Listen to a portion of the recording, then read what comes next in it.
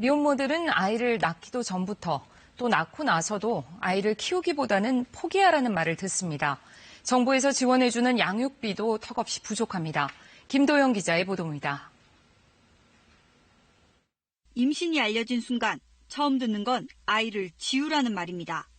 병원을 가라고 병원 가라는 얘기가 낙태에 대해서 얘기를 하더라고요. 그래도 낳는다면 이번엔 아이를 보내라고 합니다. 출산하는 게 어떻겠느냐 막 이러면서 애를 보내는 게 어떻겠느냐. 근데 계속 해요. 출산 전에도 그렇고 출산 후도 그렇고. 취재진이 만난 미혼모들은 단 한 명의 예외도 없이 아이의 입양을 권유받았다고 털어놨습니다. 엄마의 인생을 위해서 아이를 보내라는 말, 어떻게 생각하시나요? 혹시 우리 사회가 아이를 키우기보다는 포기하기 쉽게 만드는 건 아닐까요? 이 미혼모는 곧 보호시설을 나와야 하는데 무슨 돈으로 아이를 키울지 걱정입니다. 정부에서 지원해주는 양육비가 있지만 턱없이 부족합니다.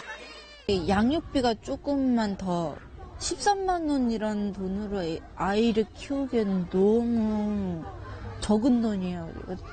정부 지원 한부모 가족 아동 양육비는 최고 18만 원.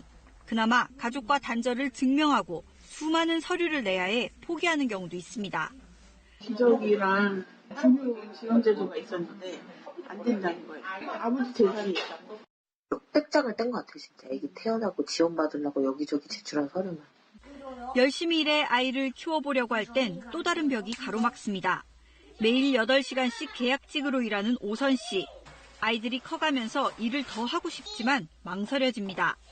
한 달 벌이가 4인 가족 생계급여 기준인 134만 원을 넘으면 기초수급자 지원이 끊기기 때문입니다.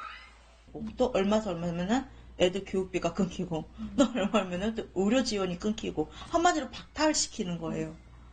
그러다 보니까 무서워서 못 나가겠다는 거예요. 부업이라도 하려던 한 미혼모는 구청 전화를 받고 마음을 접었습니다. 소득이 찍히면 그때같이 전화. 이제 수입자 같다고 그러시면 안 된다고. 정부의 지원 체계가 오히려 엄마의 자립 의지를 꺾는 현실. 결국 미혼모에겐 일하는 걸 포기하고 기초수급자로 남든지 아니면 평생 근로빈곤층으로 살아야 하는 두 가지 길밖에 없습니다. 자녀가 특정 연령에 이를 때까지는 어떤 소득이 발생하더라도 그 지원을 유지하는 등의 보완적인 그 자립을 위한 대책 마련이 필요하다고 생각합니다. 그런데 엄마이기를 포기하는 순간 정부 지원은 달라집니다. 아이를 맡은 복지시설은 정부로부터 의료비와 생활비 등으로 한 달 평균 128만 원을 받습니다. 입양 알선기관은 한 아이당 최고 270만 원의 수수료를, 또 아이의 입양이 철회돼 돌아오면 파양 비용까지 받습니다. 원가정이 아이들을 키울 수 있게 하는 게 경제적으로나 어떤 사회 건강을 위해서나 개인의 건강을 위해서나 훨씬 더 좋은 바람직한 방법이죠.